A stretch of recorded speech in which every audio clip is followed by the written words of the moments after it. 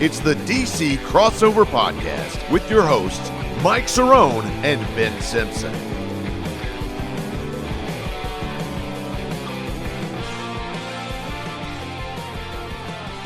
Hello and welcome to another episode of DC Crossover, episode number 68, right here on The Contender, on Apple, on iTunes. Apple, iTunes, same thing. Spotify, radio, whatever. I mean, there's so many different places you can.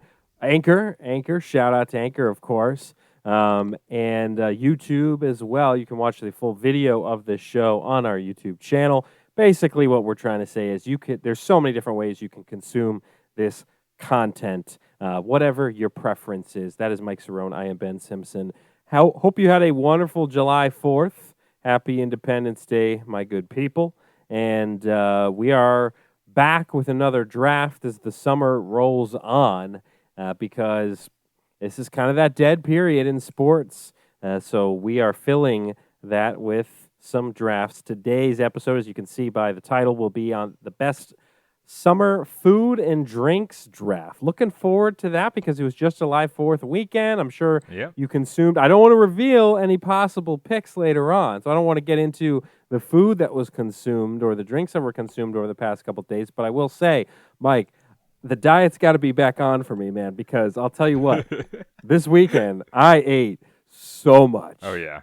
I yesterday was as full as a tick, as some people might say. I mean, I literally was so full to the point where I told my girlfriend, can you just drop kick me in the stomach and then, or just poke me like a balloon because everything will just come out. It was ridiculous. Dude, the worst is when, and this is something that only like fat people will relate to, is when you are that full, but at the same time, there's like a couple things that still appeal to you.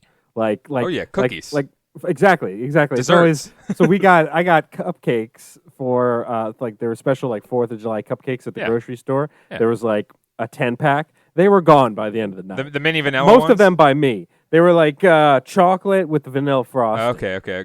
So they weren't the really mini ones. I know the ones you're talking about. No, they were just, and they had little American flags on them and stuff like that. And of course, when you're a big guy, you eat all day. I mean, I had a giant lunch, giant dinner, and then I'm cleaning up the kitchen late at night. It's like 8 p.m. and I'm like, well, there's a couple cupcakes left. I might as well just have one. Right. Oh man, I'm telling you, starting tomorrow, man, the diet is back on. Yes. So this is rough. Yeah. So yesterday, obviously it was 4th of July. So we had I was in Pittsburgh, meeting my girlfriend's family and stuff like that. And that was definitely fun because her dad made this whole spread and so did her mom. And it was really good because, I didn't go with any healthy things.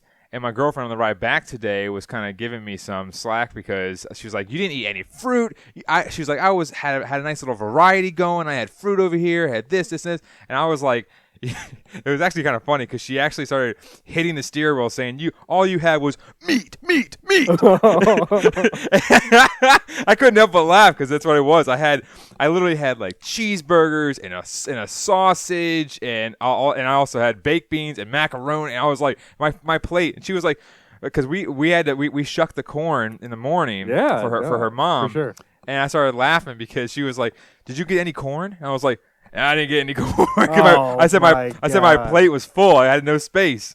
We got to leave a tiny little speck for like a couple pieces of broccoli, so you can be like, yeah, I had some vegetables. Oh, that was not happening with me. Oh man, no, it's tough. It's tough because July 4th, and we'll get into the summer foods later on with the draft. Right. But there's something about celebrating America that makes you want to just eat as much food as possible because that's what it's all about. It's crazy. I mean, we had a giant lunch where on the drive home from my wife's parents' house, on the drive home, I was like, I don't even know if I want to make, because I bought stuff for dinner that I was going to make later, but we went over there for lunch, and I was like, I don't even know if I'm so full, I don't even think I'm going to make a dinner later. Yeah. Of course I made a dinner later. Of course I did. Let's be honest here. And it was a lot. It was a lot of food. So I'm telling you, it's and today too had a pretty big, had some KFC for lunch over at my parents' house. I mean, we do here's the thing, when you have a baby, you got to do the parents tour like almost every weekend. We're hitting up her parents, my parents, because they're all local. So like that's what your life is when you're a new parent. Is just everyone wants to see the baby. They don't really care about seeing you. Yeah, exactly. Everybody just wants to see the baby. Before the baby, I probably saw my parents every now and then, but with the baby, it's like, oh man, everybody wants to see him. And now it's summertime. They're in the pool, the baby pool, and all that stuff. I'm just sweating just constantly because I have to be outside, and I'm like, they got a little pool, and you'll appreciate this. So they got this little.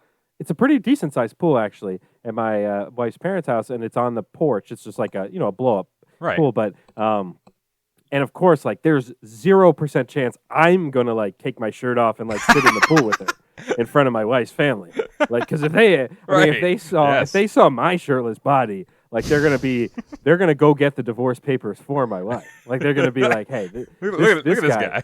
You can't be with this guy. I mean, look at him. It's just disgusting." And then they see me fill up my plate with like another round of cookies or whatever. They're just like, so like I just do that bit where you're kind of like I'm kind of crouched over the pool holding her. I'm sweating. It's like a workout. Was that you in the picture that you sent to me? No, that was probably my wife holding her. Oh, okay. But yeah, Abby.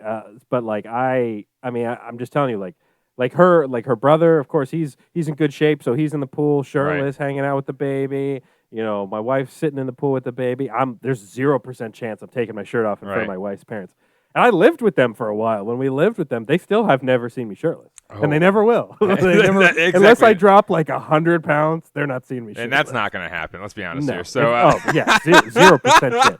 0% chance. But yeah, you made it back. You made it back from Pittsburgh. Yeah. I saw you hit up a Pirates game. Yes, and to end the 4th of July little talk right there, to go along with it, so we obviously got seconds, which is a typical thing for 4th of July and mostly any holiday or any day for us. But literally later that night, most of her family kind of left, extended family left, and then they had the neighbors that were just kind of like hanging on the deck and everything like that. So we were talking to them a little bit. And then me and her went inside because then everyone was like, oh, I guess it's time to leave and stuff like that. So me and her were cleaning up, and then her parents went to bed, and we just sat there. We were watching like Netflix or something like that, just hanging out, and made one more drink, obviously. It was only like 10:30 at that point. But then we made one more drink, and we were like, man, we need to eat some more. And we ended up going into the kitchen, and we made a whole nother plate. The late night plate. Yeah, late night plate. At one point, I told one of her cousins I sat there in one of those like plastic chairs that have like the huge armrests. I don't know if you remember those. And I sat there, and he's just like, just hanging out, man. And I said, I'm trying to stretch out my stomach, actually. So I'm trying to extend my stomach because I literally will throw up in a second. But it's tough. It's tough. You gotta like ride that line of like, still like you want to impress your girlfriend's parents, like you want to look good in front of them, but at the same time, you got to do you. If you're hungry, you're a hungry man. You're not going to sit there eating carrots. You're going to go get your sausage and burgers. Oh yeah. Oh man, my plate was just full. But we'll probably get into that a little bit later. But sure. Yeah. So I was in Pittsburgh. Met her family for the first time, which was nice. Still haven't met her sister and her husband because they live in Indiana, but. At the same time, we had a good time, went out a few times, went to the PNC Park Pirates game on Friday, which was nice because of the sole fact that it was like 74 degrees or whatever it was. Perfect which weather. was beautiful. Great park, great weather. Well, I've always told you before that I always wanted to go at PNC, and I sent you a picture through a text and stuff like that. And obviously, PNC is just like it's a scenic park. Because they got the whole entire city in the background, the bridges in the background, all that kind of stuff. The Clemente Bridge. Oh, it's so great. It was awesome. And it's pretty cheap, too. From what I remember, Pittsburgh's one of those stadiums where, like, the prices aren't... I mean, the prices are always going to be high in any major league stadium, but, like, I feel like in Pittsburgh is one of those places where it's not outrageous. Like, it's a little bit cheaper than what you see in other parks, I think. Not really. Maybe it was like 10 years ago. Maybe now they're like, no. That's the funny thing, too, is that we were looking at the ticket prices, and we were in like left field or something of that nature, and it literally lower bowl. I guess I don't know if you want to call it bowl. That's usually arenas, but at the same time, the ticket still was like $45, and we're like, for a Pirates it's game? the Pirates. That's crazy. And was it StubHub? No, they actually got on the Pirates site because her dad wanted to be on the aisle and on the end, and the Pirates site was the only one that had those because. The other ones, the aisles were in some weird sections or whatever. But yeah, you got to be able to stretch out the legs a little bit. the thing about it is that the beers that they were selling to the little vendors were like $13.80 or something like that. Okay, I take back everything. Yeah, that's why I said that, because maybe it was 10 years ago when I went, but $13.80. It's like that's insane. That's you could buy a whole 12-pack. That's the thing is I don't know if I even I know seeing live sports is so great, but at the same time, you and I, it's so easier for us to just go to the grocery, buy a 12-pack for $10 or whatever, and just drink and watch the games instead of going to the ballpark. I mean, imagine trying to drink 4 or 5 beers at a ballpark nowadays. You're spending $50. I mean, it's insane. I mean, it was for Bud Light. Yeah, seriously, for a Bud Light. I mean, it's like you're not getting like an IPA that's like amazing. But it was a good time. I mean, obviously we didn't see great baseball or anything like that because the Pirates are not that good, and they're like the third worst team in the major leagues. But it was and who cares about the Brewers? Too, and I found out that apparently, I think I texted you this, that Mark Cuban apparently is from Pittsburgh. And he wants to buy the Pirates, and he said, "Name your price, and I'll buy the Pirates," because the ownership sucks. A lot of heated moments for Pittsburgh there for the Pirates, because a lot of people were saying, even waiters and waitresses were talking trash about the Pirates, all this kind of stuff. It was pretty crazy, but it was definitely a fun time at PNC because I've always wanted to go there. But we also saw, it was funny because the game we went to, the Brewers' first 3 hits were all solo bombs. So it was I mean, and 3 of them, or 2 of the 3 were like 460. So they were bombs. If you held a gun in my head and asked me to name 5 players on the Pirates team right now, I wouldn't be able to do it. Oh, yeah. I just know the catcher because he's on my fantasy, Jacob Stallings. I'm pretty sure Starling Marte's still on the team. I could be wrong. Starling Marte's on the Marlins. On Marlins now. Okay, then he was one of the last guys on the Pirates that I knew. One of the last good guys that they keep selling off. Yeah, it's like, besides that, I know there's the guy with the long hair who plays shortstop, but he might be he might be hurt now. I don't even know. Wilmer Defoe is on their team. Well, that's crazy. Well, that's crazy. Well, and he's not even starting, which is even crazier because he's not that good of a player if he can't start for the Pirates. It's a wild franchise, man. It's a wild franchise. Well, it was funny, though, because literally they were talking about 1 or 2 players that got snubbed from the All-Star team or something like that. I'm like, come on. You guys 1 or 2 players getting snubbed. Yeah, let's be honest here. Pirates. Talking about, we'll talk about it here in a second with Mark Sanchez. No, Max Scherzer. I mean, we got a lot to talk about on that. But yeah, so overall, good weekend in Pittsburgh. My very first time in Pittsburgh. Went to this thing called the Incline. We didn't end up going to it. I've done that, where you sit on the thing and it takes you up to that place. Yeah, so it was a line for the first time. My girlfriend and her dad said it was the first time ever they saw a line there. And we ended up just driving up there, parking on some side street. And there's an ice cream shop up there. I remember that I got ice cream at one time. I don't know, maybe there's multiple, but I just remember I have a distinct memory of being up there after you go up the incline. There's like a place that sells ice cream. It's some of the best ice cream I've ever had. Really? And have you ever gone to I don't know, they call it the Strip or something like that, where they have like all these restaurants and like shops that sell T-shirts for like $5? It's been a while. I don't know. I forgot what they exactly called it. But. We were hanging out with some of her friends. It was a few hours, and they're all like Penguins fans and stuff like that. Ooh. And it was, it was, yeah, right. So, but it was fun. The funny thing is that she told me specifically, and I'll say this because it's the DC crossover. She told me specifically I cannot take any DC stuff up to Pittsburgh because they hate DC. And I understand that they do not like, and I'll just keep naming some stuff off. The Caps won in the Cup recently. The Caps in general, the Washington football team beating the Steelers, the fact all that kind of stuff. The Nationals are great, and the Pirates stink. Yeah, I get it. Just stuff like that, and I was joking around with her, and I was like, I'm going to wear my Tom Wilson jersey up there, and she said, don't do that. And I was going to cause some trouble. Yeah, so I was smart enough. I listened to her, and I said, okay, Mike, just don't pack any DC stuff. And I felt naked because Which is weird because you're the DC guy. You always have a jersey or a shirt. I always have something DC on. Yeah, you're always rocking. Ooh, I felt DC really stuff. naked that this past weekend. Not literally, but figuratively. Yeah. Well, thank God. Not literally.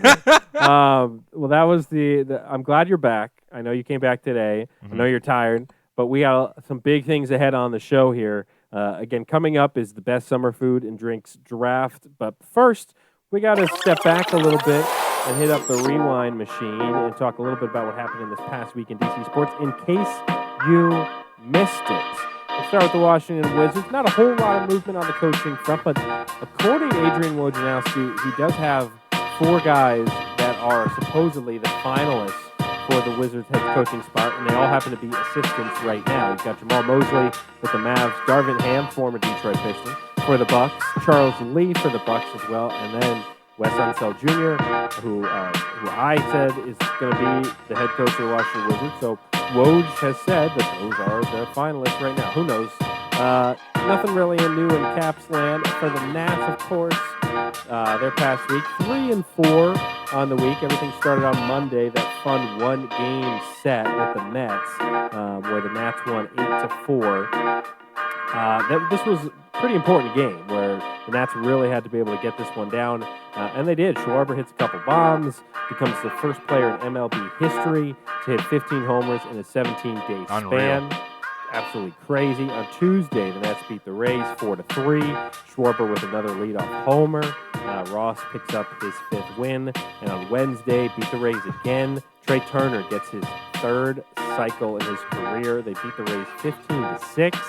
Shout out Trey Turner, who is on my fantasy team as well. That gave me like the same amount of points a pitcher would get in a normal start. And after those 3 wins, Mike, that is when the good fortune started to turn, because that is when the Dodgers came to town on Thursday and things went downhill. Very, very downhill, very down the incline in Pittsburgh, as we could relate down. But yeah, the Dodgers just literally ran train on the Nats this weekend. It was not good. While I was at the Pittsburgh game, I was following the game on Friday, where the Dodgers scored 9 runs in the 7th inning. That was great because they were up and they ended up losing the lead. Thursday, though, they lost the Dodgers 6-2. Max Muncy hits a grand slam. The game ended in 5.5 innings due to rain. But like I said, Friday lost the Dodgers 10-5, 9 runs. The bullpen just gave up the game, and it was terrible to see. Saturday, they lost to the Dodgers 5-3. A.J. Pollock hits the go-ahead single in the 6th inning. So, again, another loss, not a lot of runs scored. And then Sunday, yesterday, for 4th of July, the 11:05 start or whatever early it was, half the people probably in the nation weren't even up. Pujols hits the go-ahead single in the 7th. And again, the Dodgers sweep the Nats, which is not a good sign because now we have the Padres and the Giants and the Padres again. It's like, oh, great. Finally, we're in a nice little win streak, and then all of a sudden it just gets thrown to pieces because the Dodgers just killed us. Then moving on, lastly, to the WFT, the Washington football team. The slight news, the NFL hands down a $10 million fine to the WFT on Thursday after the sexual harassment investigation. Tanya Snyder, the wife of Daniel Snyder, was named the team's co-CEO this week. Not really big news or anything like that. Not really great news. Not really anything that affects the team too much. Some people were asking me, like, what does that mean for Dan Snyder and stuff like that? Not really anything. I don't think that at all. I mean, nothing really at all. They've said, he's going to step away and do, and get away from some of the day-to-day stuff. But if we know Dan Snyder, I mean, the guy's always going to have a finger on the pulse with this team. Oh, yeah. In some capacity. He's not the type to step away. So who knows? Who knows what's going to happen here? $10 million fine, which... you've seen the tweets and things like. We're not going to dive into this subject matter too much because there's so much people more qualified than us have dove into this as far as the actual the claims and the sexual harassment and things like that within the organization. But you can see the tweets. I mean, $10 million to a billionaire is really not that much. So it's an ongoing story. Hopefully, the franchise is headed in a better direction. That's all we can hope for. Is that people are not going to be put in any bad positions moving forward, and hopefully the Washington football team will learn their lessons and things like that. But we'll keep an eye on it, and as the season moves closer and closer, we will, again, start talking a little bit more football talk, but we're still a few weeks away from that. But we do have some baseball to talk about. The Washington Nationals. So we do have some Washington Nationals stuff to talk about here on this episode before we get to the food and drinks draft. So the Nats right now 40-42. They're 3rd place in the NL East as we approach the All-Star break. And speaking of All-Stars, the Nats do have 3 All-Stars. First time All-Stars, all 3 of them. It's kind of crazy to think about that. The fact that Trey Turner is an All-Star for the first time. The fact that Juan Soto is an All-Star for the first time. When you think about how good these guys have been, especially guys like Trey Turner, who's had really, really good seasons in the past and still hasn't made an All-Star team. and Juan Soto, who's known as one of the best hitters in the game right now. This is his first All-Star team, and then Kyle Schwarber, which it's weird to think, but I feel like Kyle Schwarber made this All-Star team because of the last 3 weeks he's had. Oh yeah, I mean, that's how he got it, was just going bananas at the plate. He kind of forced his way in to the All-Star game. Yeah. I mean, with how hot he's been, but it's kind of nice to see Trey and Juan get the All-Star credit. Yeah, I mean, you're looking at Trey and Juan Soto, should have possibly made it last year if they had a full season or whatever. These guys have the talent. Juan Soto has been in the MVP voting and different things of that nature. Trey Turner, he's a quiet guy. He has some slight power numbers, but more so he hits for average, stolen bases, different things of that nature. But he's hitting over 300, has stolen bases, and the guy is one of the premier shortstops. But he's not like one of these guys that goes out there and has, a personality to the point where, look at Kawhi Leonard. That's why I saw him the other day on SportsCenter or something like that Kawhi Leonard has like no shoe deal because he has no personality. And I'm not saying Trey Turner's a dud. I'm just saying you look at other guys around the leagues, and those guys are behind the mics all the time and different things of that nature. I think Trey Turner's just kind of like a in the clubhouse type leader, not really shows too much theatrics or anything like that on the field or anything of that nature. Yeah, the Nats. It's interesting. The Nats haven't really had. I'd say Bryce Harper was kind of the most flamboyant and brash guy that this organization has had, because it doesn't seem like the Nats ever really have those guys that are like really big in the spotlight. I mean, obviously Max Scherzer's in the spotlight because he does those kind of theatrics on the mound, always looking kind of crazy and stuff like that on the mound. But once you take him off the mound, he's really kind of like a laid back guy. Oh yeah, you see him in the dugout all the time, going just having fun all the time. Yeah, I mean, like Juan Soto, I think is up there because of the Soto Shuffle and because he loves the game and he plays kind of in a fun way. So, but besides that, the Nats don't really have those guys that are like Jason Worth always in the like headlines and stuff like that. For things that they say. I mean, Bryce was probably the last guy that was like that. For sure. And that's the biggest thing is, and going back to the Schwarber thing, him being the first-time All-Star, just like you said, he definitely got in over the last 3 weeks, mainly because we were trashing him. Now this is episode 68. We were pretty much trashing him in episode 64 or something like that because he was hitting 186 or whatever with 3 bombs, and now all of a sudden he has 30 bombs or something like that. I think it's 25, I believe. But that's the biggest thing is, he's basically held this team together, held the glue together. Him and I would say Trey Turner as well, because Trey Turner's hitting over 300. But those two guys have been solid for this team because of the sole fact that they have produced some offensive numbers and taken some of the pressure off of Juan Soto or Josh Bell. And I think, honestly, seeing Kyle Schwarber actually go out there and hit all these bombs, I think that took a lot of pressure off of Josh Bell, because we were trashing him in the exact same episode as Kyle Schwarber, because we were comparing both of them and seeing their numbers and saying, this is not what Mike Rizzo signed up for and different things of that nature. But I think that took a lot of pressure off Josh Bell, because he's loosened up a little bit, raised his average, has a few nice bombs, had a grand slam in the 13-12 game against the Mets, which was huge. So you're looking at it right now and just saying, this team without Kyle Schwarber is, and we can move into it right now. Unless you want to go back to the All-Star thing with Max Scherzer. Well, no. Let's stay on the injury side of things, because it's been tough to watch. I just really want to talk about that. That's why I'm moving on. Yeah, no, it's tough to watch. I mean, it's this Dodger series especially. You're seeing the holes in this lineup. Yep. Without Trey and without Kyle Schwarber. I mean, relief pitching too, and the bullpen is in shambles. I mean, it's tough. Paulo Espino did his best as far as in that Dodgers game, matched up with Clayton Kershaw on that game on Fox, and he pitched pretty well. But this team just doesn't have a chance when you don't have. Think about how good this team was playing just a few weeks ago, because all their guys were healthy. You had Trey in the lineup. You had Kyle Schwarber in the lineup. You had some help in the bullpen going. That's when this team is fully healthy, they are a very good baseball team. Yep. When they're hurt, their depth is not very good. Mike, we signed Alcides Escobar, who hadn't played in a major league game since 2018. Yeah. Now, credit to him, he got a couple hits over the past few days. Good for him. Everybody's saying, oh, maybe this guy could be a long-term option. Hold your horses a little bit. The guy hasn't played in the major leagues for 3 years. Just because he's got a couple hits, it's because the pitchers are like, I don't even remember this guy. I don't really know what to throw him to get him out.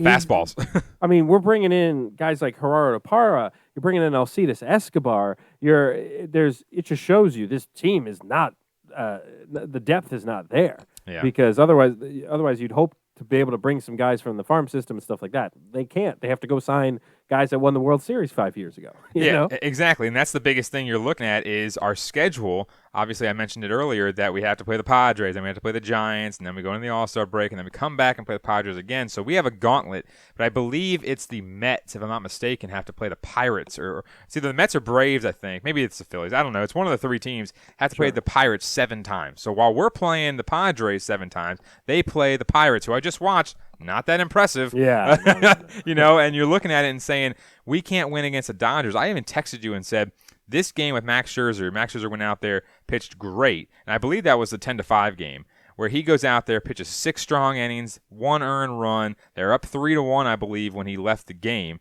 And then all of a sudden, the bullpen comes in there and lets in 9 runs. I mean, it's just like, you can't have that with, a Major League bullpen needs to go in there and just manage the game. Okay, you let in a run, maybe 2. Okay, that kind of sucks. But you can't have your ace go out there because Steven Strasburg's not playing right now either, and go out there and pitch an unbelievable game against a team that has bats that are, up there. I mean, obviously Albert Pujols is like a secondary bat for them, but that's taking the pressure off of him, and his pedigree over the years. But you're looking at it and saying, people like Scherzer cannot be, and this is the whole entire thing with Jordan Zimmerman too. When Jordan Zimmerman was on this team for about maybe 2 or 3 years, he didn't get any run support. I think his run support was like 0.67 throughout like 3 seasons. It was nothing. And you saw him go out there and his ERA was like 2.3 or something like that. And it's just like something that is a huge glaring issue is always the pitching. And I think that, the Jordan Zimmerman, comparison, I'm just saying that's like one of the things that was a glaring issue for that particular person. But looking for Max Scherzer, and you even typed in on our outline that he has a 2.1 ERA. That is huge. That is great to have, especially for a guy that's in the later half of his career that, everyone's saying, oh, they might trade him, they might not. And these four losses have been detrimental to possibly thinking, oh, yeah, we're leaning heavily towards keeping him and trying to make a run at this thing. Even though we're looking at the standings. Look at the standings right now. Okay, we lost those games, but we're still 4 games back. I mean, I believe we were, 3 games after the last Mets game? I think it was that. Yeah, they got as close as within 2. It was after the Mets game. They were 2 games back. The Nets were, Yeah, so you're just looking at it, and I'm just saying that this whole entire Dodger series was, and the funny thing was, I was following the Padres, saying like, why the F are the Padres not scoring runs? It's the Phillies. The Phillies are not that great. It just irritates, because I saw it today. The Phillies, their best hitter in average is Harper, and he's hitting like 260.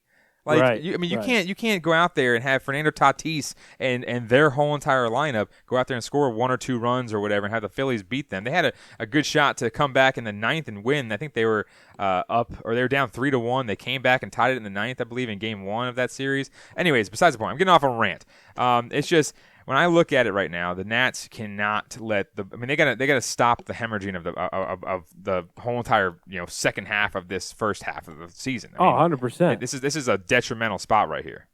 It is. This is a tricky spot to be because the Mets just got to play the disaster New York Yankees and beat up on them because the Yankees just are just a mess. I mean, there was one of the games where the Yankees were up. It was the doubleheader day. So it was a 7-inning game. Yankees were up 5-4 in the top of the 7th when I turned off. That was game 1, right? And they lost. Yeah, and they lost 10-5 or whatever it was. It was like, what? I just saw the score. I thought the game was over. I thought the Yankees were going to be able to take one. Mm-hmm. Terrible. One last thing, speaking of All-Star, is the fact that Max Scherzer, and you mentioned his ERA, Max Scherzer is and I don't really love to do he's a snub and things like that because I think people get too into that where they start saying, oh, my guy was left off the team. The league hates this team and they hate this guy and all this stuff. What the heck? How come he's not on the team? But objectively, you look at Max Scherzer and Yu Darvish. You look at their numbers, and Max Scherzer has better numbers, and Yu Darvish is the All-Star. So that's just it blows my mind across the board. That's the thing. Here's the thing. Scherzer has pitched fewer innings, only by 8. so only like a start. Yeah. But he's given up like almost 20 less hits. He's given up fewer walks. He's struck out more guys in less innings pitched. He's given up one more home run, the Max Scherzer special, the solo bombs. He's got a little bit higher WAR, definitely a better ERA. And this guy has made 7 straight All-Star teams. He was going for number 8, and Max Scherzer's not an All-Star? That just it doesn't make sense to me. I mean, you just look at the numbers. This is baseball. This is what we do. We look at the numbers. That's the whole part of baseball is looking at the numbers and comparing guys. And he doesn't make the All-Star team. Max Scherzer is pitching at his age. He's pitching having one of his best seasons that he's ever had as far as like a first half. He's having like a career first half at that 2.10 ERA, 7-4 record, and the guy's not an All-Star. That doesn't make any sense to me, Mike. Right. It doesn't make any sense. That's the biggest thing, too, is he's had a lot of pressure on him. Max Scherzer has had so much pressure on his starts because of the first, whatever it was, 40 games or something where the Nats can only score like 2 or 3 runs a game. I mean, the pressure that a starting pitcher has on their shoulders to not let up. I mean, thinking about it, I'll go back to the Pirates because obviously I'm all Pittsburgh out right now. Sure. Go back to the Pirates. Look at every pitcher that's on that staff. You know how much pressure they have to say, like, I'm on this Pirates team that's not that good, but at the same time, if I let up 2 home runs in this game, we already lost. That's going to affect my whole entire stat line. Now, obviously, wins and losses don't really matter too much when it comes to starting pitchers because, a guy can have, a 1.7 ERA and have 12 losses, which makes no sense. But when you're looking at it in this sense, it just comes down to, as you mentioned, he has stats across the board that are better. And that's the problem is it's not like saying, oh, well, he has a better ERA, but then Darvish has more more Ks and less walks or something like that. But he still has a better ERA. The problem is when people say they got snubbed, they look at like 1 or 2 stats. They don't look at 7 stats and say he's considerably better than you, Darvish. It's not to pick on Darvish. Darvish is having a great season too, but, I mean, it's not like it just doesn't make any sense. I mean, Max Scherzer, again, 7 straight All-Star appearances. If the guy was stinking up this year, then I wouldn't even bring that up. Right. Because, it doesn't, just because you've been to it 7 times before doesn't mean you automatically get to go in number 8. But at the same time, he's having a tremendous season. And it just sucks. It sucks for him because, Max, he's not that he's cares about that side of things, but he's a competitor. Yeah. And he's one of the faces of the franchise. And I think you get some great young talent getting into the All-Star game for the first time, like Soto and Turner. It would be great to see the old guy, Max Scherzer. I mean, Kyle Schwarber's in the All-Star game, and Max Scherzer's not in the All-Star. I know they play different positions, but still, that seems a little strange. Yeah, and you also look at, like I mentioned before, I believe Darvish is on the Padres, correct? Yeah. So he's on the Padres, who are right now considerably better than the Nats. We can say that. Yeah, 10 games, they've got 10 more wins. Yeah, because of wins, and also their division is obviously. I mean, they have the 3 best teams in the NL pretty much. So and they're in 3rd place in their division, which is wild. So let's look at it right there. He has the run support. He has one of the best players in baseball, in Fernando Tatis. Yeah. I mean, he has guys across the board that can give him those runs, and that's what I was talking about. The pressure deal is because if you know your team's going to go out there and score 4+ runs, okay, you get the Scherzer or the Strasburg bomb left and right with the solos in the 1st inning or the 3rd inning or whatever the hell it is. Most of the time for Strasburg, it's always 1 inning, and then Scherzer, it's usually the 1st inning. It's usually the first. Solo bomb. Yeah, Strasburg will mess up in the 5th inning or something like that. Right, and then the rest Once of the game. Once he gets through that, he's good. Exactly. So that's just the biggest thing is that that the Padres, and I don't have the numbers in front of me for the run, I know the run differential I believe is plus 90 or something like that. So it's something crazy. Yeah, let's be honest here. So you're looking at it and saying that the Nats are putting more pressure on Scherzer and he's performing. Darvish, he's getting less pressure on him and he's still performing, but at a lesser clip, I would say, than Scherzer. So we can officially say, which we don't like to say, that he got snubbed and got totally snubbed. I mean, this is all I can say. He did. Let me take a sip of this because I need it. We'll keep an eye on the All-Star stuff here. It'll be fun to watch here about a week from, next weekend. I believe it's the 14th or 13th or something. Yeah. So 7 games ago. So that will be fun. We've got on the forecast upcoming the Nats 4 at San Diego, 3 at San Fran. Oh man, if this team comes back and they've lost these next 7, it's going to be rough. It's going to be rough because you just clawed your way back after having such a poor start to the season. Mm-hmm. Now you're just 2 games below 500. They had gotten all the way back to 500. And now with those 4 losses to the Dodgers, that puts you back a little bit. I mean, San Diego's going to be tough. San Fran's going to be tough. Those are 2 very good NL West teams. This might get ugly, Mike. Yeah, I'm worried. Yeah, I'm definitely worried as well because of the sole fact that I hoped that in the Dodgers series we would split that at least, at minimum. Schwarber getting hurt was not planned, so that obviously screwed us over. But at the same time, the bullpen was just atrocious, so Carl Schwarber could have 2 grand slams and we'd still probably lose. But at the same time, we don't even have him. Yeah, exactly. But we have 7 games. I think right now, again, I said the magic number is 5. Stay within 5 games, hopefully, of the Mets, and then, or honestly, whoever is in first at the time, and we'll see what happens. But right now, I think I'm hoping for at least 4 wins in the next 7 games. 4 would be fine with me because 4. I don't know. I don't know if we're gonna get 4, but we'll see. I'm just saying 4 would be fine. 4 would be great. 4 would be an escape. Well, now we'll sit back here and let's take the pressure off a little bit, Mike. Let's get it. Because we are going to do one of our drafts here, and on this episode, we are going to be hitting up the best summer food and drinks draft. Some clarifications is how this is going to work. So the idea is food and drinks that may be best consumed in the summertime. So in theory, it could be a type of food that you consume really any time of year, but you want to draft the foods and drinks that are best in the summertime. So Mike and I, the rule is we get our 5 picks, just like we've done in the past. You get your 5 starting spots on your basketball team.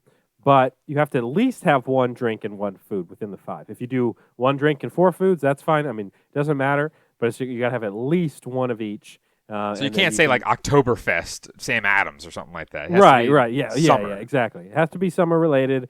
I have a feeling we're going to get a lot of people say stuff on Twitter about that. They're going to say, well, you forgot this one. You know, it's like... I know. It's Reese peanut butter eggs. You know, it's like... But Reese peanut butter eggs. And we also are abandoning the snake draft style. We're just going to go back and forth with our picks. I like that. This makes sense with 2 people. If we had like 4 people, then maybe a snake draft would make more sense. But with just Mike and I, we're going to go back and forth with the picks.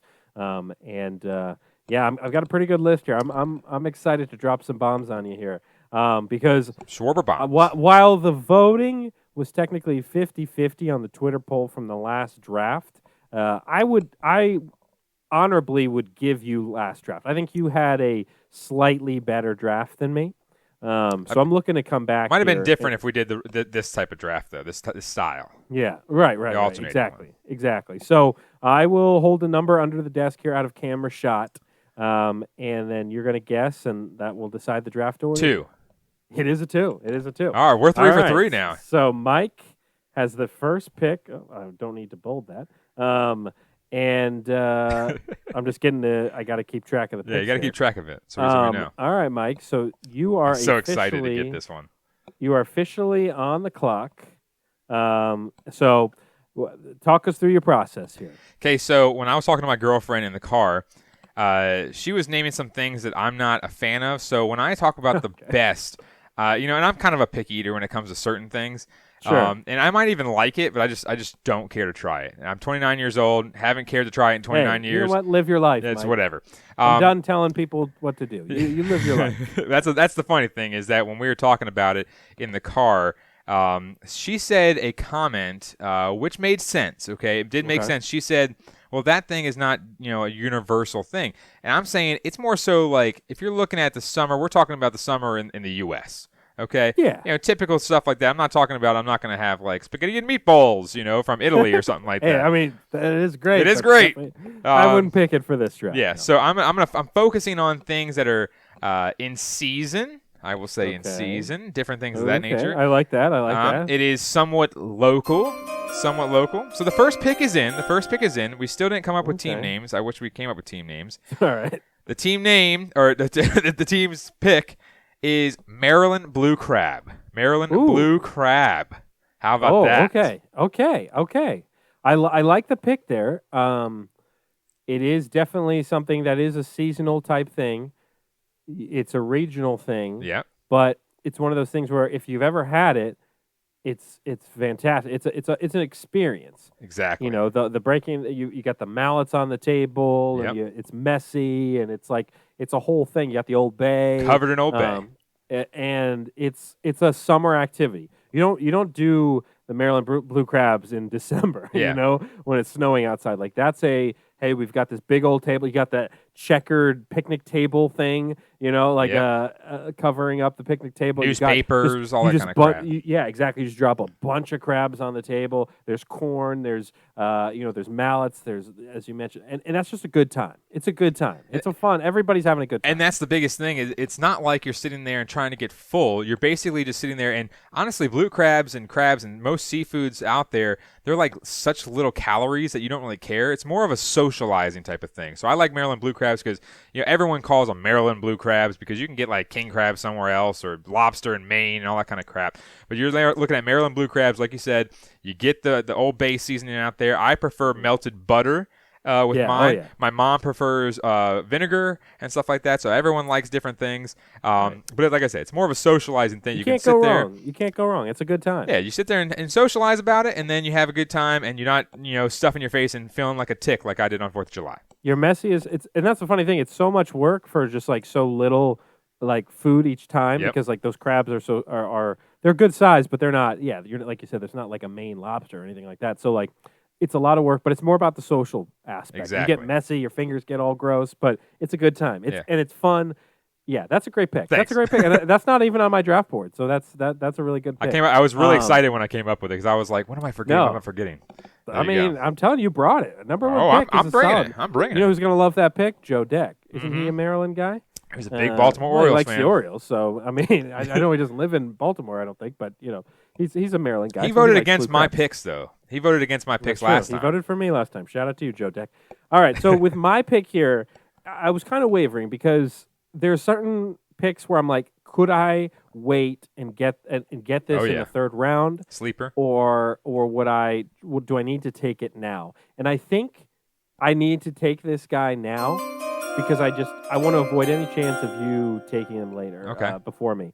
So I am going to go with the Slurpee as one of my drinks here. I'm going to go with the Slurpee. I think it's one of those things where, it is available year-round, but sometimes there is nothing better than on a hot day, you're near a 7-Eleven, you stop in, you get the biggest size that they have. You got to put the top on it first. That's the trick. You put the top on it first and leave the hole. That way you can fill it all the way up to that top. Exactly. And, I mean, I'm an every flavors guy. It's a science. I usually I stop in to get some of the Coca-Cola as my base layer. Oh. Then I move on to the cherry. I get a couple layer of cherry. And then I mix it up. Maybe they have the blue raspberry. I'll throw that in there. They have that lemon lime one sometimes. Typically I like every single flavor available when it comes to a Slurpee. There's really not a Slurpee flavor I don't like, except for sometimes they have peach. I'm not really a big peach guy. Peach? Yeah, exactly. I've seen it before. But Coke and cherry are some of the best combinations when it comes to the Slurpee. But, dude, it's hot out. You go get a Slurpee. I remember when I used to play men's league basketball, we would go, that was tradition, was after we'd play basketball, we'd go and get Slurpees after the game and sit in the parking lot and just shoot the crap and, like, have a good time while drinking our Slurpees on a hot summer night, man. Slurpees. Hot summer night. is my number one pick. That is a good one. I totally forgot about that. I spaced on it a little bit. I didn't really think about places to go buy things. I did think about, like the theme stuff for 4th of July and everything like that, kind of like you mentioned, the cupcakes and stuff like that. But I didn't really think about the Slurpee. So that is a good pick. That is a good one. I think it could have been a sleeper because I wouldn't have thought about it. Okay. See, that's my problem. I could have gotten it later. But I wanted to make sure I got the Slurpee, so I got it. I got it out of the way. And I honestly, when talking about Slurpees, I haven't got one in years. Well, you're missing out. Yeah, you get the 7-Eleven, just free Slurpee day. You get the 7-Eleven app. You get a free Slurpee every 10 Slurpees or something like that. No, I'm not saying here I'm eating Slurpees every day or anything. Right. But I will say, there's just something special about a hot day and drinking a Slurpee. Touche. That's my pick. All right, now on to my second pick. I am looking at different things on this list. And I know the rule is we got to get one drink, so you got your drink. Yeah. I'm trying to look at this list and just kind of trying to figure out what I need. I think I came up with this one because, and I texted it to my girlfriend, and I keep mentioning her because I tell her a lot of things, so I'd like to talk a lot. If I'm not talking to you through text or my other buddies, then I'm talking to her, and she doesn't like it. God bless her. She doesn't. That's what I say. God bless her. God bless me. So here we go. I got my next pick. My next pick is in. So I'm going with another meat because apparently that's all I eat, according to my girlfriend. Sure. And this one has an extra layer to it, and it is something I thought of literally an hour before the show. So my second pick for the team with no name is pigs in a blanket. Pigs in a blanket. Because you think about it, everyone likes the hot dogs or whatever it may be, and hot dogs are nice and stuff like that. But don't you want to have something in one bite and just, dip it in some sauce or whatever? I love sauce. And you dip it in the sauce, you have it in one bite, and you're just like, hell yeah, this tastes awesome with ketchup or barbecue sauce or whatever the hell. Your face in our Zoom is not looking so hot. I don't know if I'm on. I mean, look, are pigs in blanket great? Yeah, for sure. I just don't know, I just think, in the hierarchy of cylindrical meats, pig in the blanket is pretty low. I mean, I'm putting hot dogs, I'm putting sausages, I'm putting corn dogs, all above the pigs in a blanket. I went with something that's easy. Wild pick to take. I took Angela. Spot. I took Angela DeVecchio in my second or third round. I'm shocked. I am shocked you went pigs in a blanket over a hot dog. Well, that is wild. That's the biggest thing. Is yesterday there were hot dogs and sausages, and I tried to go against the grain, and I had a sausage instead of a hot dog because hot dogs are, like I said, hot dogs are great. But hot dogs are just, I understand that in the summertime you can have hot dogs all the time and they're great because you're at the pool or whatever. But I just think that a hot dog, you can have it in the wintertime. You just either boil them or grill them or whatever you want to do. And, you just have it for a dinner one night, right? Really quick for the kids or something like that. You don't have pigs in a blanket throughout the year. No, you don't. I can't remember. I haven't had pigs in a blanket in a decade. I don't even know when the last time. I've never thought to myself, man, it's summertime. Might as well throw on some pigs in the blanket. I think that's what we need. Well, you always have that one family member that's like, all right, what's the easiest thing I can make? And pigs in a blanket is usually the easiest thing. Pigs in a blanket are good. I'm not knocking the food. Yeah. I'm knocking the choice here at this stage of the draft. That's all. It's out of left field, man. Because I think, just to spite you, I think my next pick has got to be ballpark hot dogs. Oh. Because I just think that specifically ballpark hot dogs are some of the most fun part of summer. You go to a minor league game or a major league game, and there's something about eating a hot dog at a baseball stadium where it just tastes better in that environment. True. For some reason. I mean, I'm with you. I'm not sitting at home housing hot dogs every weekend or anything like that by myself. If I'm going to a barbecue, that's one thing. But if I'm at a baseball stadium, okay, so you're talking about the actual ballpark, not the Franks that you buy that say ballpark. No. I'm talking about specifically at the ballpark, at the baseball stadium. Gotcha. Hot dogs. So I'm bringing in some of the. I'm being specific about the environment where I'm consuming this too. So I think that you're at the baseball game, and there's just something great about having a hot dog at a baseball stadium. Now, look, my only caveat with that is I know that stadiums nowadays have so many other food options out there and some really good food options, but I like the classic. Yeah. And I think you get the soda or the beer and the hot dog, and maybe you're going to go back 3 or 4 times to go get other foods at the concession stand, but you start with that hot dog. That's your first consumed food, I think, at the ball game. Is you got to start with that hot dog because it's tradition, it's classic. Right, and I think also when you look at a ballpark, you can't say oh, well, I got this Ben's Chili Bowl or something like that. That's not a ballpark food. That's just a restaurant that's there. I mean, you look at all these different places. I know Ben's Chili Bowl is traditional DC. I don't know how anybody gets that at a baseball game. When it's 95 degrees out, you're going to eat chili? It doesn't make sense to me. Yeah, I don't understand that. Sometimes when you look at these different ballparks and stuff like that, they have a Philly cheesesteak and stuff like that. It's all right, I want to have that somewhere else. I don't want to sit there and watch the Phillies play the Marlins and I'm housing this 12-inch sub. You got to think about eating it, at your seat. You really don't want to be stuffing your face, like you said, a Philly cheesesteak sitting in your seat at where you're kind of cramped in. People left and right. It's I'm not going to be sitting there eating my Philly cheesesteak. Yeah, for cheese half is an hour. falling all over, steaks falling all over. Yeah, something that's easily accessible and that right. you can easily have with one hand or something like that, like a nacho or something. That's why a hot terrible. dog is perfect for that. It it's is a one hand it food. Is. You don't want to put too. I mean, you can put up whatever you want. Look, I'm not somebody who knocks people that eat hot dogs with ketchup. I like ketchup, but I know there's the mustard purists out there. But hey, look, you want to throw some cheese on there, some onions, some mustard, whatever. Load it up. You lost me at onions. Yeah, I mean, well, I know you're not an onion guy, but sometimes on the hot dog it adds a nice little crunch to it. But I'll tell you, ballpark hot dogs, that's my pick. Touche. Slurpee and ballpark hot dogs so far. Mike has Maryland Blue Crabs, Pigs in a Blanket. You got 3 spots left. You've still yet to pick a drink. Will this be the round that you go with a drink, Mike? No. Because I know you're not going to pick the drink that I want because there's a lot of controversy with the drink that I pick. But here we go. So I have this pick in place. And there's an extra flavor that is added to this pick, which is actually a really nice addition. So the pick is in. Is in. Handing the note off to the commissioner. And the next pick for Team Mike is baked beans with bacon bits. Baked beans with bacon bits. I don't know what you're doing here. I mean, look, I think I'm just really, really looking at yesterday's food platter. I think you ate too much food the other day, man.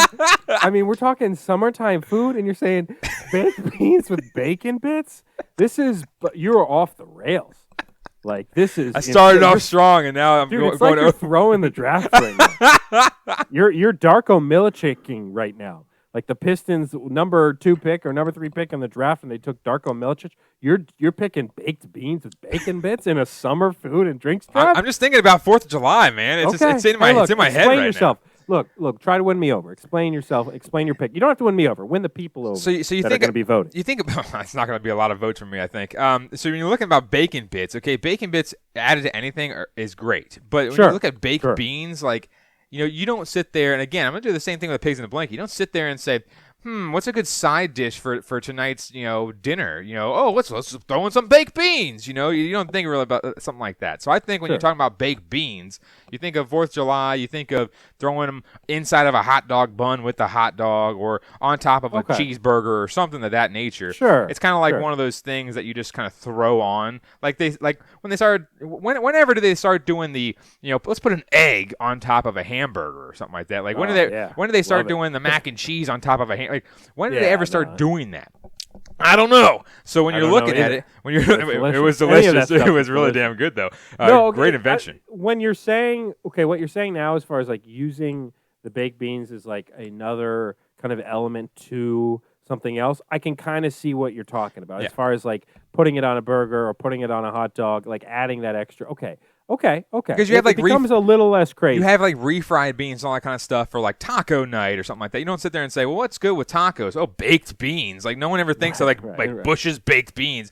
You only remember the commercial with the stupid golden retriever that's trying to talk or whatever. So you think about it, you're like, baked beans, okay, add some bacon in there. That's even better. So you think about that. You have it as a side, and then you also all of a sudden put a little scoop of it on your hot dog or something like that, and it makes that taste just that much better. And it soaks in the bread and all that kind of stuff. Yeah, I know some people don't like soggy bread, but it tastes good. It's not. It's a good summer food.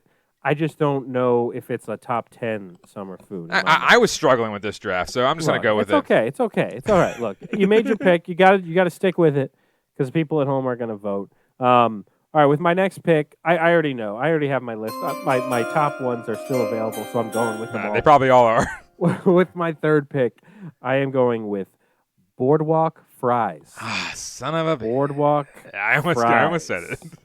That's another thing. Yeah, I know. Didn't say that's another thing where you're at the beach, you're on the boardwalk, whether it's like Rehoboth in Delaware or Ocean City, or you're down like in South Carolina, like Myrtle Beach. Now you got me thinking, man. You go for a walk on the boardwalk. It's summertime. The weather's nice, and there's that Boardwalk Fries stand. Specifically, like even the brand Boardwalk Fries, like that's a specific type of fries you can get, and you get that cup of fries. Maybe you pour some ketchup on top, and you're holding that container, and you're just walking down the boardwalk, and you're munching on some fries. It's one of those foods where you wouldn't think that warm fries on a warm day would be as tasty as they are, but they really are. They really hit the spot. The saltiness, especially if they're really good crispy fries. Boardwalk Fries, man, I think they just hit really well in the summertime, and it's a great boardwalk food. And when I think summertime, I think of being at the beach and the boardwalks. So Boardwalk Fries is my pick. Damn. Now you got me really thinking, and I think I'm going to. I'll go with the drink one this time and just get that out of the way. Mainly because of the sole fact that now I need to get. I'm trying. You only have a couple picks left, so you got to pick your drink. I'm trying to stall a little bit because I don't want to do a specific type of food, even though we could still possibly do that. But it might be a local type thing because Maryland blue crabs are local, but people all around the world. It's like a known thing. Yeah. For sure. Oh, boy. Because also, I would go with Boardwalk fries, and you can talk about the brand like you said, but still, you can get fries on the board. Just in general. Exactly. Like, I'm not specifically talking about the brand Boardwalk fries. I'm just thinking in general, having fries on the beach boardwalk. Right. Okay, so this pick is one of the main, because I was looking at alcoholic beverages, and I was also looking at ones that are made for summer, because obviously you have like, the summer ale of I was going to say Boston Lager, but it's not Boston Market, it's Sam Adams. But I'm thinking about it, and I was like, what about Blue Moon? Well, you can get Blue Moon any restaurant all the time, and then Summer Shandy. That's good because it has summer in the name, but it's not like the best beer. So I went with this because it was on a lot of different websites, and they said it's great in the summer. Okay. So the pick is in, and the pick, and you already played the music, and I don't understand why I'm still talking after the music, is frozen margaritas. Okay. Wow. Okay. So, Mike, you're back on track. I'm back on track. The train was like on one wheel, left on its side, hanging for dear life on the rails. You, as the conductor guy, just was able to turn that wheel and get it right back on the track. This is a tremendous pick. Yes, because the sole fact, and I whenever I go to a Spanish restaurant, a Mexican restaurant themed or whatever it may be, I always go with the frozen margarita because, and also people don't sit there and say, all right, it's Margarita Monday. No one ever says that kind of stuff. It's more of a summer drink because it's so hot and you want something nice and cold. Now, beers are great, but there's so many out there. There's only one frozen margarita. Now, you can get the stupid daiquiris or whatever the other crap is out there, but you look at the frozen margarita. Whenever I go to an establishment that has margaritas, I'll get the frozen one. Now, hear me out here. Everyone says, well, you're a loser because you're getting the frozen one. Get it on the rocks. And I said, I don't want my margarita, watered down. Now, I can house a beer, house a margarita pretty quickly, but I don't want my stupid ice to be melted in there. It's also taking a lot more, space in there. I want more alcohol in there. Let's be honest here. Right. There's a place in Virginia Tech, okay, that's called Elrod's. And when I used to get a frozen margarita, there would be like a puddle of like tequila on top of that thing. And ever since then, I was hooked. And that's the thing. Yeah, frozen margaritas are great because they're good, and they just taste good, and like I can't. They're so much better than on the rocks. I don't pick. care. No one's ever gonna sway me that frozen margaritas are so much better than on the rocks margaritas. You can kiss my A. Well, especially in the summertime because it is literally like you're having like a Slurpee or a slushie or whatever, but it has alcohol in it and it tastes great. And no, I am not arguing with the pick whatsoever. This is a great pick. And this eliminates, really, the ability to choose a regular margarita off the board for me because that was on my list, not frozen margarita, but regular. But I can't pick that now after a frozen margarita. So you just said you were going to go with margarita. I was going to go just with margarita, but now I'm not going to do that because because you just made the better option, the better version of that product. You like the frozen one better. I like the frozen one, too. Yeah, I know. I'm a big fan of the frozen margarita. Yeah. On the rocks is a shame. It's never been invented. Great pick, and great value in that spot. So this puts me in an interesting position because I have 2 picks left. You have 1 pick left. Yes. I like my team right now. I've gotten a drink. I've gotten 2 foods. I could go either way here. But I think I'm going to go with a drink that you and I both enjoy. And I'm going to go with Truly Lemonades as my summertime drink. I'm bringing another drink into the mix here, and I'm going to go with Truly Lemonades. Mike, I have been drinking Truly Lemonades nonstop all summer long. Yeah.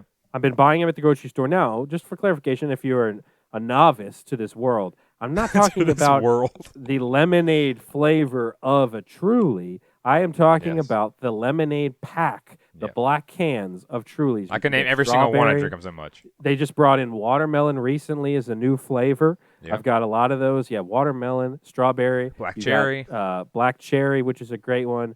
You've got mango, That's the best which one. is a solid one. That is one of the best ones for sure. And then you do have the regular lemonade flavor, which it's always one for me when I have them in the fridge. It's always like the last ones I go to because I'm like, I like these other ones so much better than just the regular lemonade. But summertime Truly lemonades, it's the hard seltzer, and I could have just gone with hard seltzers, but I wanted to go specific, Right? Because as you and I know, Truly lemonades and hard seltzers have blown up over the last couple of years because people are realizing, like, hey, in the summertime, I don't want to drink a 10% big heavy IPA all the time.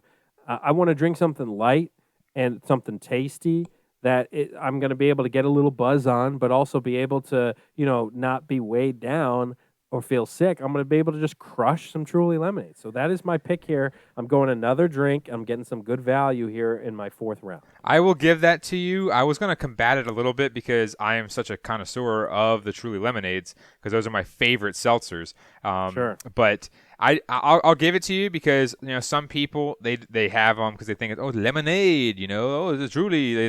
They do that, but like for me, that's like my go-to. Whenever I'm drinking, I always get a couple mixed drinks and I just start with the Truly lemonades and just keep going with that. It's perfect. I'll give it to you though. That's a great pick, and it's something that I wasn't thinking of because I consume them so much.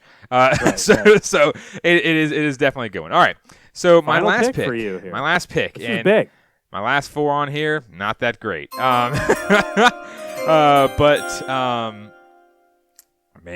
The frozen margarita has saved your draft thus far. Can you end the draft with a pick to continue that and actually put it in question as far as like, hey, does Mike have a shot at winning this one? Man, because I want to go with this one because it's more of a nostalgia East Coast type of thing.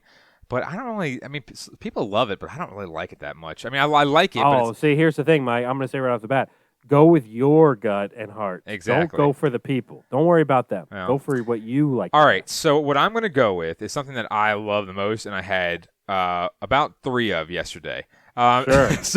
So I will mention off air the honorable mention that I'm not a huge fan of, but they're still good. Right. So my pick is on the grill. Okay. Sure. On the grill, double cheeseburgers on the grill. Double cheese, I mean, that's great. Double patty, and whatever condiments you like. Yesterday, I put Grey Poupon on mine. Nice. And I put a little dab of barbecue sauce on there as well, just to give it a little sweetness. Gordon Ramsay. Grey Poupon is really like, it's like a smack you in the face type thing. Yeah, but for sure. The tanginess of the barbecue sauce kind of evened it out just a little bit. So I think you can't go wrong. You can't go wrong with a grilled burger, especially when you're upping it to the double cheeseburger element.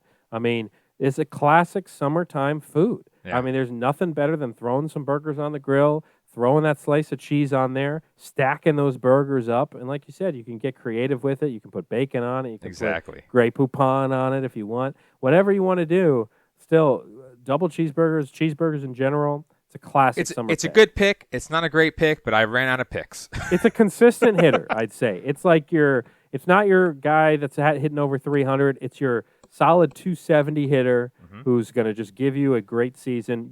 It's Starlin Castro. Castro. His bat off the line. Exactly. It is Starlin Castro. You can't take his bat out of the lineup, but he's not going to be an all-star. Yep. But he's just going to consistently perform for you every year. So Mike's final roster is Maryland Blue Crabs, Pigs in a Blanket, Baked Beans with Bacon Bits, Frozen Margarita, and Grilled Double Cheeseburgers. I'll tell you right now, your last 2 picks may have saved your draft. I don't know about because that. you have a very good first pick in Maryland Blue Crabs and very good 4th and 5th picks. It's those middle ones where I don't know, man. I don't know what happened. I don't know if your mind went blank or what, but you kind of fell off the rails. So I'll finish off my draft here. And it's funny because you actually brought it up earlier in conversation when you're talking about the Pittsburgh stuff, when you're talking about getting the food, and I almost said something. But I'm going to just go with solid corn on the cob. Corn on the cob is my pick here. I know you may not be a giant corn guy. I like corn. But I am. I mean, I just had it last night. I cooked it for 4th of July.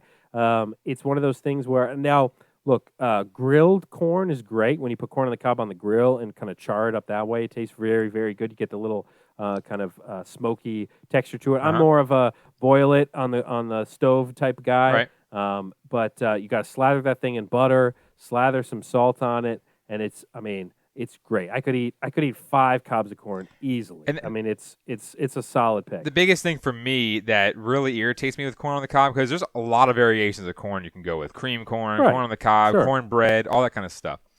The biggest thing for corn on the cob that really irritates me is the hair. Like little stringy pieces, because then all of a sudden you take a bite of it, and then all of a sudden you got like this huge hair hanging off your tooth, and then you have to floss after. And who likes flossing? It is a tough thing because when you go into the corn experience, you know that you're going to get it in your teeth, and you're going to get. So it's just something you have to prepare yourself for, but it's worth it, and it is a seasonal thing. You don't eat corn in the cob in like November. You're going to eat corn in the cob in summertime. You just think about shucking the corn and just throwing it on the grill or throwing it in the boiling water.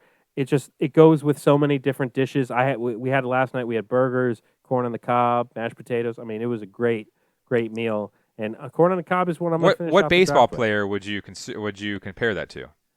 Now, look, I think corn on the cob is definitely. I don't think corn on the cob is even a Starling Castro. Because I wouldn't put corn on the cob on the same level as a double cheeseburger. Okay. I'd say it's more of like a solid reliever, maybe.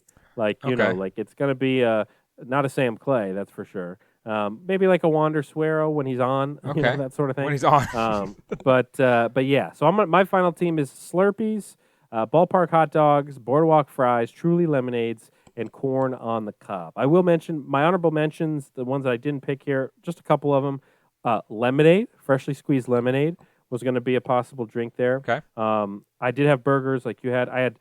So tacos was one I was kind of weighing back and forth. I do, like, same thing with the margaritas. Like, there's something about summertime that makes me crave tacos, but I'll eat tacos year round. Exactly, so yeah. I wasn't going to pick that. One I didn't pick, popsicles. Popsicles. I considered it. But I just think that I had other stuff that was better than that. Anything that you didn't mention? So one thing, I was going to say chocolate chip cookies, but everyone makes cookies all the time. I just think, I think that I just had those. I had 4 of them yesterday, so that wasn't a good idea. And macaroni and cheese, but a lot of times people make macaroni and cheese, but it's Thanksgiving. Sometimes people throw that in the mix. Exactly. Yeah. Macaroni and cheese is more so like you can make it any time because it's so easy to make. But I figured that a lot of people, when someone makes a really nice mac and cheese, they save it for the great holidays. Right.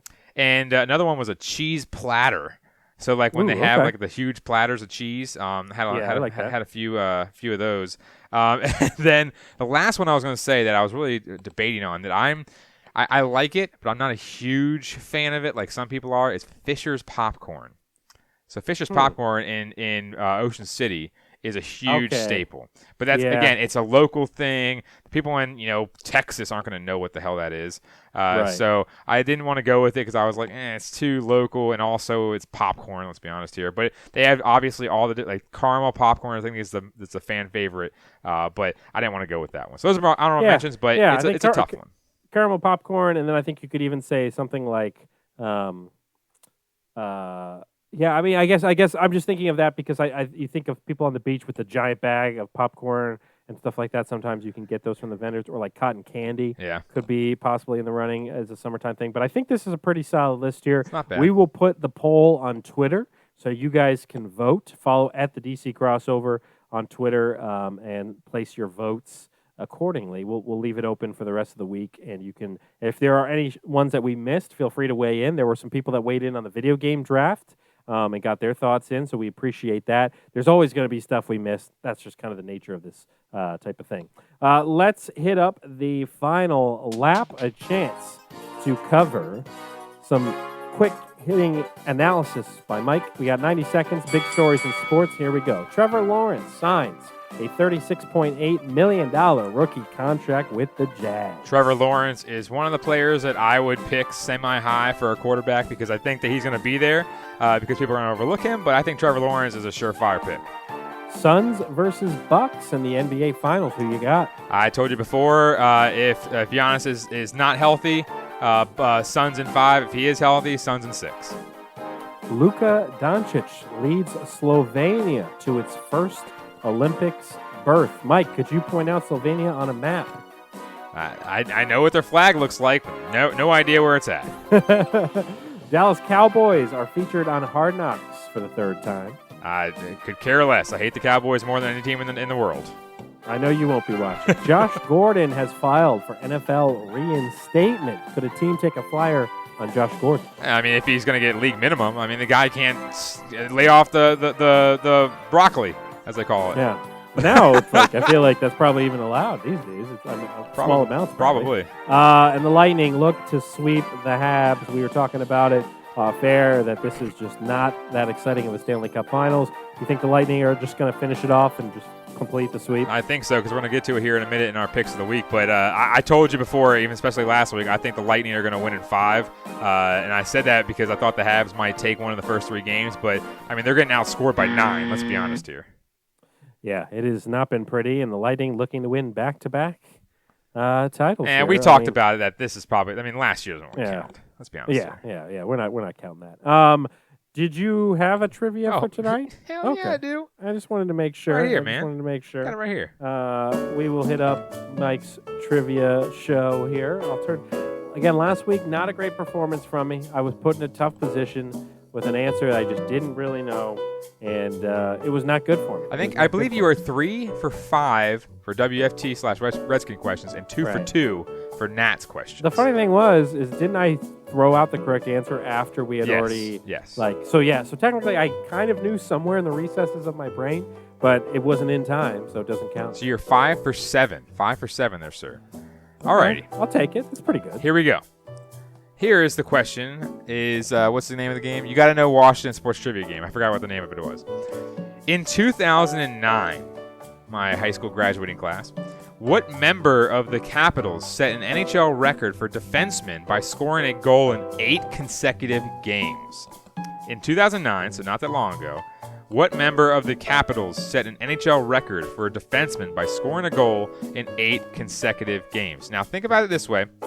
This is the first Caps question, so it's kind of changing it up on you because you've had a few Nats questions and a lot of Redskins questions. So let's talk about that real quick. You have one question as the rules state. Here's my question. Is he still on the team right now? No, because that was like 12 years ago. Okay, just a question. I mean, Alexander Ovechkin is still on the team. So True. That's not who I thought it was going to be, but I just mean somebody that's been on the team a long time. Look more into the question. I have a name that immediately comes to mind. Okay. Who I believe played in that era. Jersey was, a lot of people had his jerseys. Is it Semin? No, you have a question. You can ask a question. I asked the question. Is he on the team today? That was my question. That was your question. I totally forgot about that. So it's not Semin. Well, think about the question here. I'm going to reread it for you, okay? Okay. In 2009, it's like I'm one of your students. Yeah, it's right. Yeah. What Caps set a record, NHL record for defensemen? Defensemen. Okay. Semin was a winger. Right. I'll give you another guess. Problem is, it's like. You know this guy. Okay. I do know this guy. What am I talking? Okay. Pretend I didn't guess before. Okay. Because he played for Detroit. That's right. That's why I picked the question. But I'm blanking on his name. Yeah, I knew you know this guy. Oh, I know him. Yeah. No, I know exactly who it is. Yeah. For the Caps, he wore number 52. Oh my God! Why can't I remember his name? Oh no! 52. This is the problem. This was what's going to ruin it for me is not remembering his name. Because I know exactly what you're talking about. Yep. Because I remember he came and played in Detroit, and he was a fan favorite for the Caps. Everybody loved him. Yep. You were right with the tons of jersey thing. That's why I thought you had it right immediately. A lot of people had his jersey. Okay. So guys that people always have the jersey up. Yep. There's always Tom Wilson. There's always Ovechkin. It was during the Bruce Boudreau era. Yeah. No, I know exactly who we're talking about. Oh man. Oh my God. There's a lot of hints. This is embarrassing. This is embarrassing because I'm telling you, I know who it is. But I don't have his name at the ready. Oh man, no more hints are needed because I know who we're talking about. Yep. He had like black hair, I think. Well, a lot of people do. Oh man, was he a lefty even? No, I think he was a righty. But don't quote me on that though. No, it doesn't. I mean, that was a while back. It's not like that's gonna help me. Man, I know him. What is his name? Once you hear his name, you're gonna go crazy. No, I know. And I have to buzz me because we can't be sitting around. Think of a color. Think of a color. Think of your boy's name over here. Think of a color? What's my name? Yeah, Mike. And think of a color. Mike Green. Mike Green. Yeah. Mike Green. Yeah, Greeny. Oh, man. He was always the guy that took pictures and he looked like he wanted to kill you. yeah, there you go.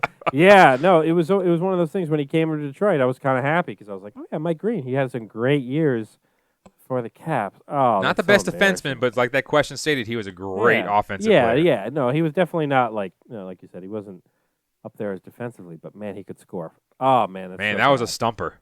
That's so bad because Caps fans are gonna kill me. Man. They're going to kill me. I thought it was a great question because, you knew who he was, but I knew he was a great question. Exactly. I knew he went to Detroit after. I was like, he's going to get this easy. Oh, man, they're going to kill me. 2 in a row wrong. Oh, boy. 2 weeks in a row. I gotta turn my luck around. Hopefully we can do it with the money line, which did not go well for me last week. I think I went 0 for 2. Yeah. So you gained some games now. Mike is at 13 and 11. I am 9 and 15. Everything is going wrong for me. But hopefully I won the draft. We'll see. My lock for this week, I'm going to say Suns over Bucks in Game 1. I think overall, I'm with you. I think the Suns take the series.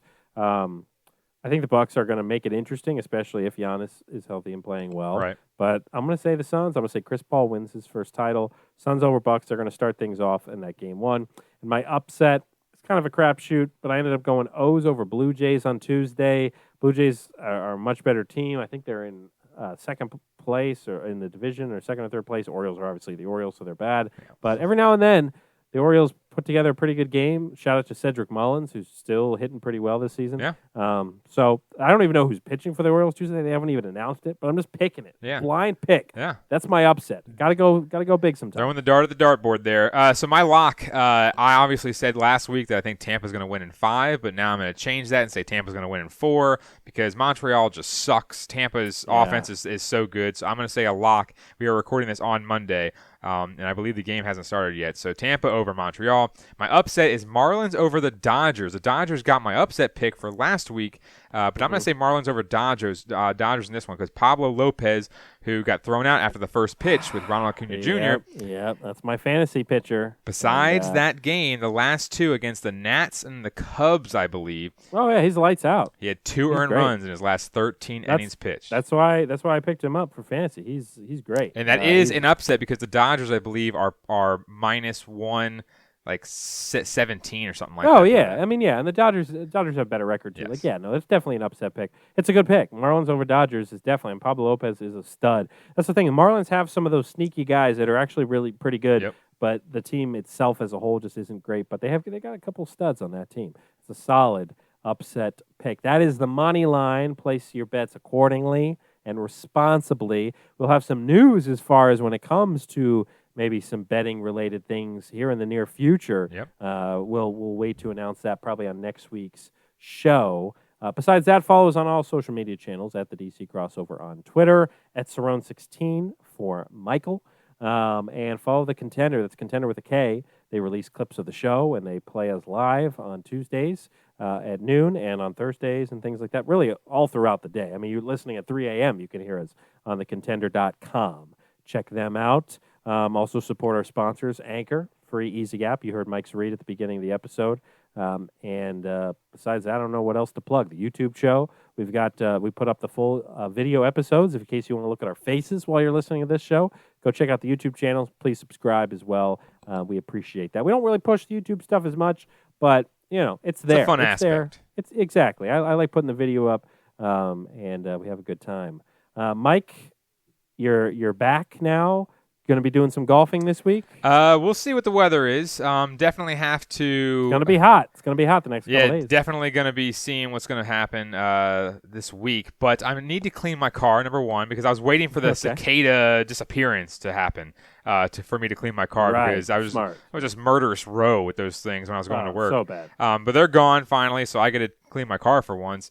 And I think this weekend I am watching my buddy's dog, which is going to be fun. Okay. And his dog is a toy poodle. I'm not a big fan of toy poodles because they're really small and you could step on them. But at the same time, this one is less than a year old, and he knows me really well because he's seen me a bunch, and it's going to be fun because I got to bring him over here, and I don't have to he's basically getting walked when he's walking in the condo. So it's I'll take him out to go to the bathroom. I'm not going to take him for a walk. Because they're so little. No, that sounds like a good time. So Mike's going to be playing with the toy poodle.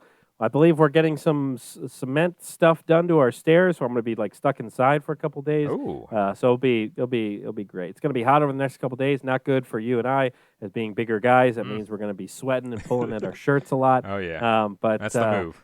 But besides that, people, hope you had a great July 4th. Hope you have a great week. And check out all those sponsors. Check us out on all social media channels. And vote. Vote for the winner of the draft, the summertime food and drinks drafts. Who had the better team? I'll let you guys decide. That is Mike Cerrone. I'm Ben Simpson. We will see you next time on the DC Podcast. Have a good one.